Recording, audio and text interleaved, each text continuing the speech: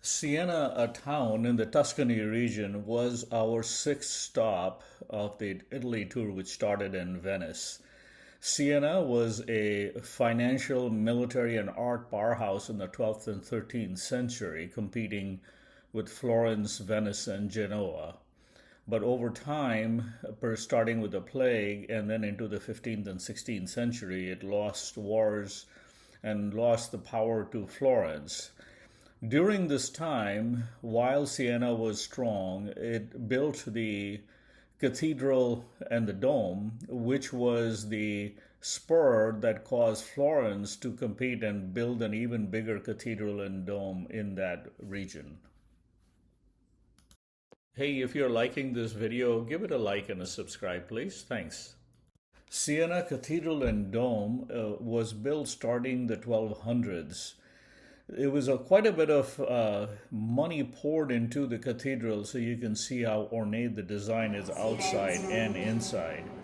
For certain periods of time, the floor, which is normally covered by carpet, is uncovered, and you can see the inlaid marble on the floor. And this is what we were fortunate enough to see. You'll see this in the video.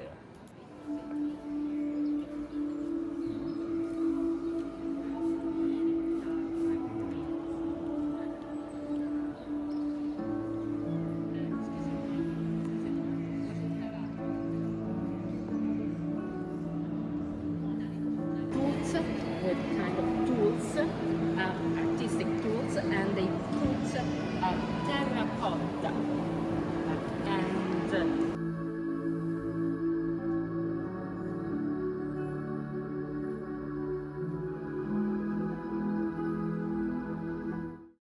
The Piazza del Campo, which is the plaza in the central part of Siena, is a gathering place for the community throughout Siena, which is a town of about 50,000.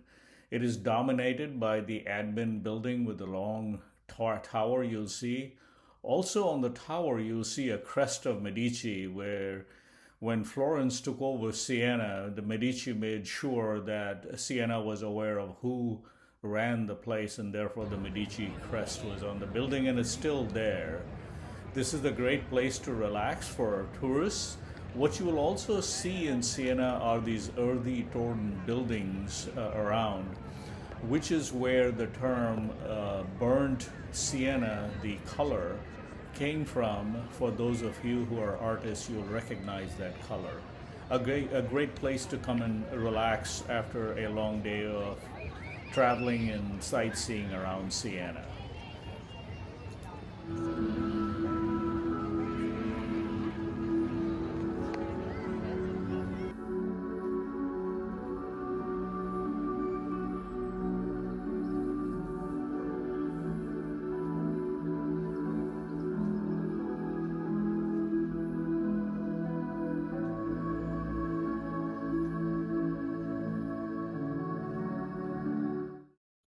One other remarkable experience we had was attending the demo in the workshop of a stained glass artist by the name of Massimo. Massimo does these large stained glass creations with him and his team, and he exports them all over the world. It started by showing the ingredients of the paints, the glass, and how the sketches are first made by pencil, then they are marked as to how many pieces they would be, and the glass is cut to that shape and assembled and then put together and shipped to different locations. One of his designs was exported to a church in Wisconsin. Later, one of our fellow travelers actually found that church and took pictures of Massimo's work there.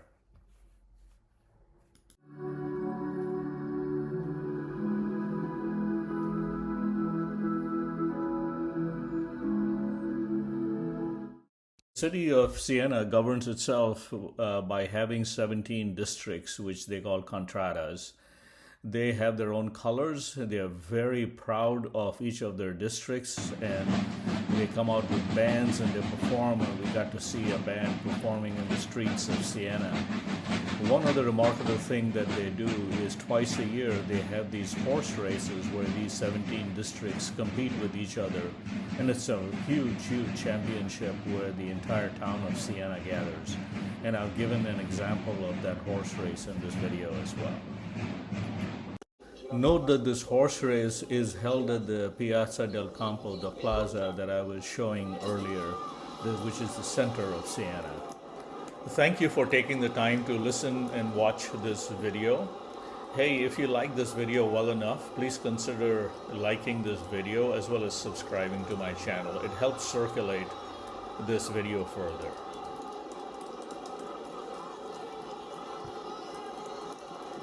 On our way to Siena from Cinque Terre, we stopped at Pisa, known internationally for its Leaning Tower, quite the sight to see. Additionally, we also stopped at a rural village town called Monte Rigionni, a truly colorful, peaceful place in rural Italy to visit in the Tuscany region.